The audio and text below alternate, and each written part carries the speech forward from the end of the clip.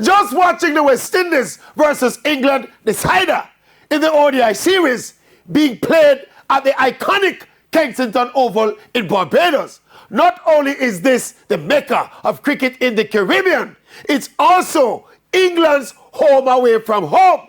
And again, Kensington Oval was not quite empty, but certainly not full. And as it has been in recent times at Kensington Oval, the English support outweigh the West Indies support. I remember not so long ago when the West Indies was the West Indies hosting England. Kensington Oval couldn't hold. Oh, how things and times have changed.